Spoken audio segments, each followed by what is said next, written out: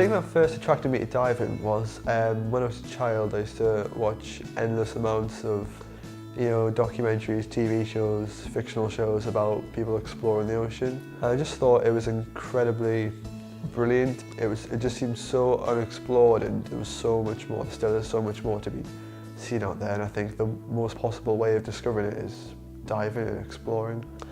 I did my first dive, well, first proper dive, at Deep Sea World in North Queensferry.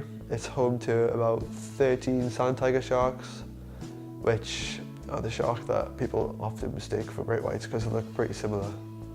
When we actually went to Deep Sea World, we had a training session before we actually did the dive, and that just involved getting into the water, getting used to the fish and the various other things in the tank, and just get a feel for the apparatus, your oxygen tank, your weight, adjusting to the pressure under the sea.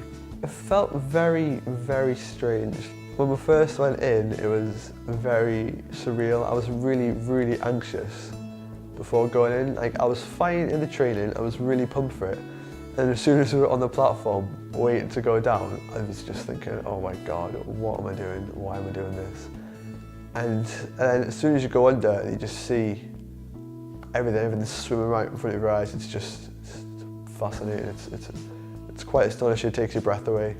Favourite part was probably seeing how big it actually was, because when you go in the tunnel, it's a third smaller than in real life, and you think, oh, it looks tiny, they all look tiny. And then when you get in and the realization hits you, it's phenomenal. It's really good. It really showed me, a small glimpse of how beautiful and wonderful the ocean is on this planet, and how it's not just us on this planet. There's so many more other things that we've got to look after, otherwise the world just end up extinct.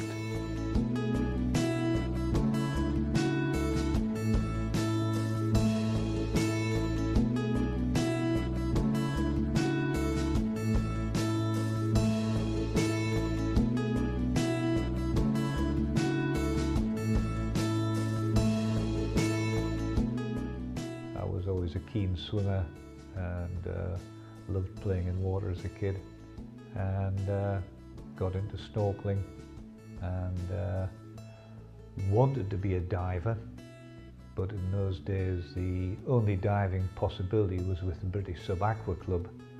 Yes, it's that very much so. I thoroughly enjoy being involved in anything to do with the water at sea, because what's going on underneath the sea is absolutely fabulous and as diverse as what's happening above, and you can't get a hold of it, you can't interact with it, but to see things in detail you need to get your mask on and go and have a look. My preference is for very shallow water diving in the top 10-15 feet where all the biodiversity is. Frankly, once you get beyond 15-20 foot, it becomes rapidly less and less interesting. My sub-aqua training I did with the Army, with the Garrison Sub-Aqua Club we had. Most of the diving I've done has been just boat maintenance from my own boat. Yes, I have thought about diving professionally and decided against it quite early on in life. And it was very obvious to me there's a short life and a happy life for a diver. I think it's a very scary element for a large sector of society.